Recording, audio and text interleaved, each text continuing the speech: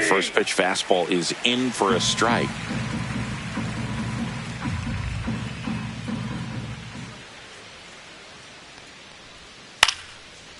Line drive, base hit. And that keeps the inning going.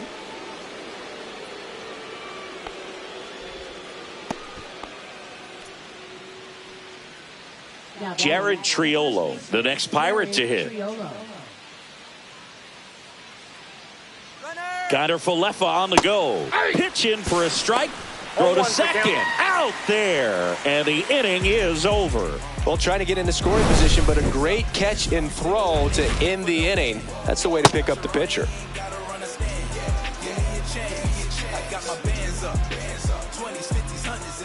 As we go to the last of the third. Stepping in, the slugging shortstop, Mookie Betts.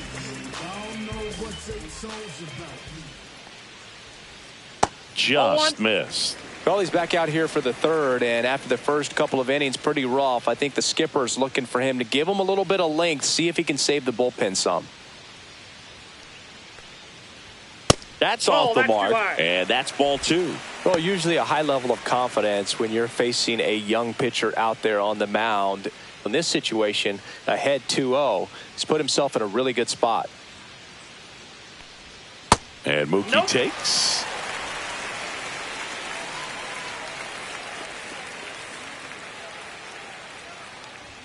And there's the automatic.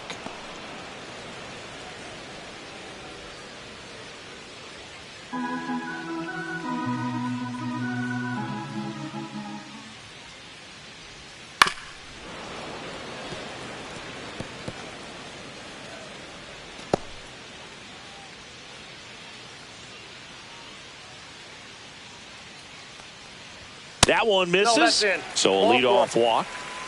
Oh, he earned his trip to first right there. It's not easy laying off pitches that just miss the zone like that.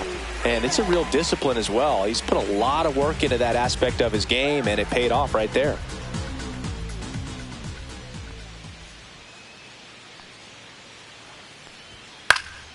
Swing and a foul out of play.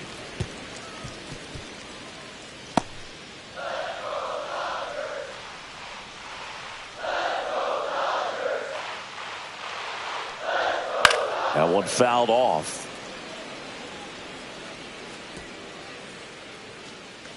Betts gets his lead at first with nobody out.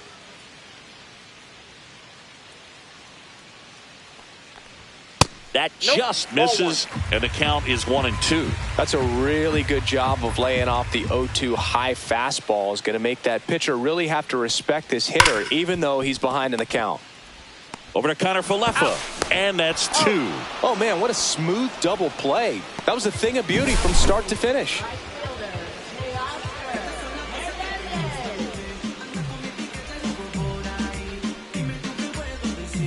And now Teoscar Hernandez. First pitch misses.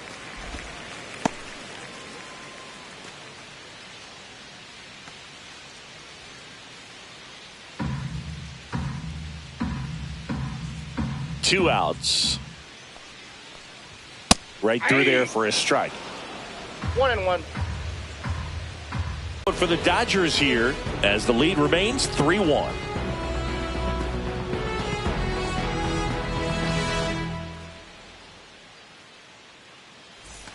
New inning getting started, and now Jared Triolo. Triolo, a former Gold Glove winner, 27 years old, and he was a second-round pick back in 2019. Right down the chute, 0-1. You know, these Pirates, as this game goes on, have to be more disciplined at the plate. So many of their outs have come from weak contact on pitches they're chasing outside of the strike zone. You can't do much of anything with those locations, and that's been true again today. Next pitch misses, and it's 2-1. And as a pitcher, when the hitters are swinging at everything, you feel no need to challenge inside the zone. You just keep working the corners and expanding that strike zone and beyond, and they just keep eating right out of your hand. That clips the corner.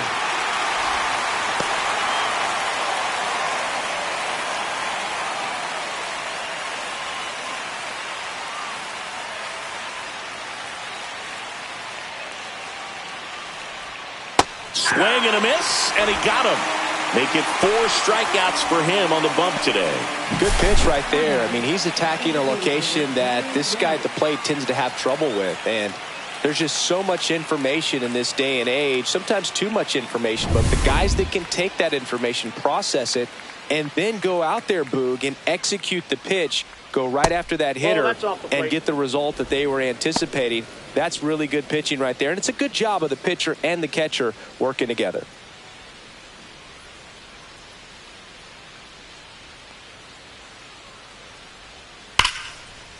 Liner, and this could be trouble. And that's going to get into the corner. Now he'll turn for second. And he's in with a stand-up double. Oh, that'll make you feel good as a hitter right there. He got a pitch he could get to out front, kept his bat through the ball, and didn't pull off or roll his hands over. And that allowed him to rip that ball down the line for the double.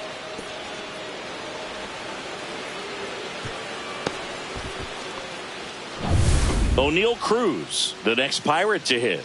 0 for 1 so far. And that's in for a strike. And it's 0-1. Well, here's a deal not everyone remembers. Cruz was actually signed by the Dodgers in 2015, but Los Angeles dealt him to Pittsburgh in 2017 for Tony Watson. That's a rare trade. The Dodgers. And the pitch is in for a strike. 0-2 now. Probably the best one we have seen. Throwing it where he wanted to, have a nice tight spin to it. Oh, and now a wild pitch. Reynolds up to third on the wild pitch. Well, that right there can be a tough read as a runner on second to see if the ball's gotten away enough to move to third. You have to be sure you can make it because you're already in scoring position. Well, he was sure there, and now he's only 90 feet away from scoring.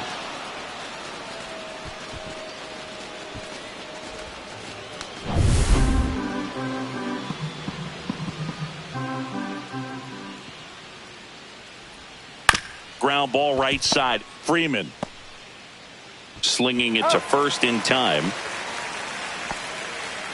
Now batting third baseman, Ke'Bryan Hayes.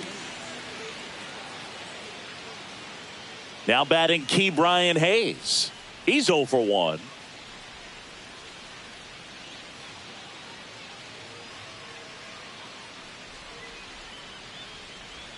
Swings through that one. 0-1.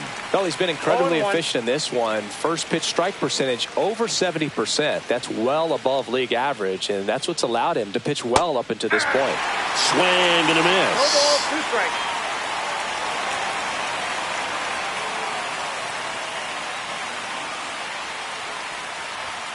Cuts and misses. It's a strikeout. Pirates leave 1.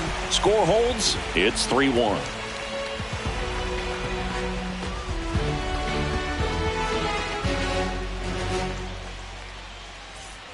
Ready to go for the last half of the inning. And here is Max Muncy.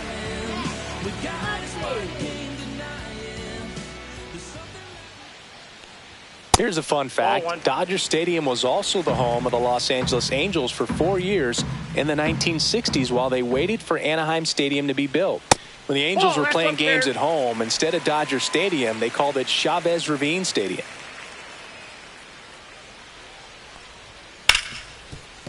Smoked on the ground a second. Tosses to first. And one gone to the fourth as they get the leadoff man. Bill Smith. He's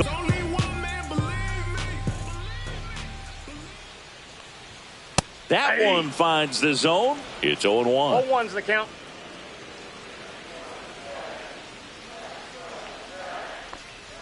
Check swing called strike. 0-2 is the count.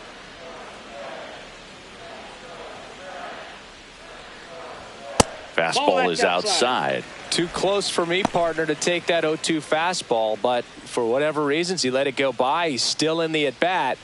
I don't think he'll let the next one go. Got him looking. And he's registered 3 Ks in this one. Well, definitely a borderline pitch right there, and he didn't look too convinced as he headed back to the dugout. You know, those are tough ones to let go as a hitter, but with the human umpire calling balls and strikes, it's always going to be on you to protect yourself with 2 strikes. 2 outs, base is empty. Michael Conforto digs in now.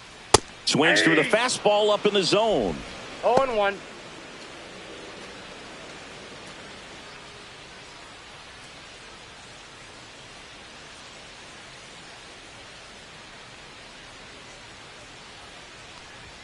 Next offering upstairs. 2 down, nobody on. We're here in the bottom of the 4th.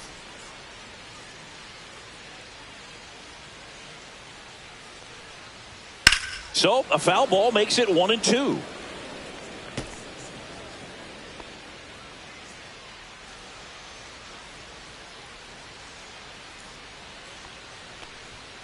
Battling here as he fouls it away.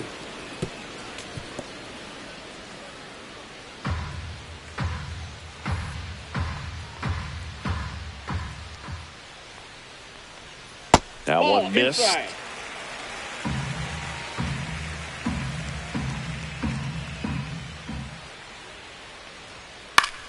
Foul ball, another 2-2 upcoming.